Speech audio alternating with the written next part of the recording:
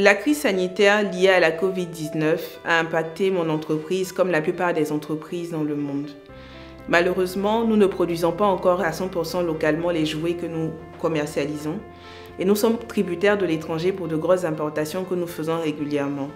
Et lorsque cette crise a intervenu, il était impossible pour nous d'acquérir cette matière première-là. La conclusion a été que nous nous sommes retrouvés en rupture de stock et nous avons été obligés de faire preuve de résilience, de faire preuve véritablement d'astuce et de faire comprendre par exemple aux équipes qui ont été impactées directement au niveau des ressources humaines qu'on était obligés de passer par des équipes alternées au lieu d'avoir une équipe permanente. Ça nous a permis de passer ce cap-là et de nous renouveler en cette nouvelle année.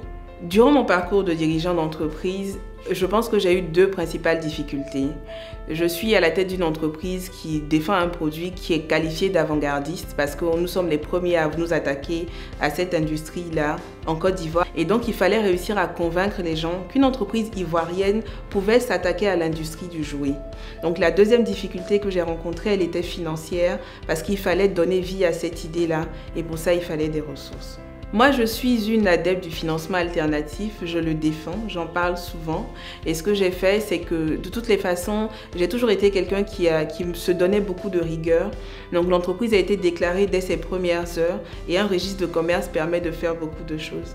Donc en attendant que cette entreprise-là fonctionne, ce même registre de commerce m'a permis de faire des activités à côté dont je réinjectais tout le bénéfice dans mon activité principale. Et à côté de ça, cette activité principale-là, à chaque fois que je gagnais de l'argent également, tout ce que je gagnais était réinvesti à chaque fois pendant plusieurs années et ça nous a permis d'atteindre une stabilité et à un moment, on va dire, d'un début de maturité qui nous a permis ensuite d'aller voir des financiers. Ma stratégie à moi, c'est de la clarté, de l'honnêteté et du travail. Face à ça et face à un projet qui est bancable et qui a de l'avenir, en général, vous trouvez en face des personnes qui sont prêtes à vous accompagner. Mais il faut également vous aussi prendre le risque de démarrer, d'investir ce que vous avez et de ne pas passer votre temps à toquer aux portes avec un projet papier. Souvent, on est beaucoup plus intéressé par quelque chose qui a démarré, même petitement. La crise à la Covid-19 est à mon sens une opportunité pour l'Afrique en général. On le sait, en général, après des très grandes crises comme celle que nous venons de vivre, il y a une sorte de regain d'énergie et à ce moment-là, il faut savoir capter les opportunités. Nous sommes sur un continent qui est en train de se construire, où tout reste à faire. Et je suis persuadée que si les entrepreneurs viennent avec des idées innovantes, il y a des places à prendre. Dans mon secteur d'activité, par exemple, il a fallu que la crise à la Covid-19 passe pour que nous nous rendions compte qu'il était important pour nous-mêmes de produire des jouets localement parce qu'en décembre dernier, certains rayons de supermarché étaient vides.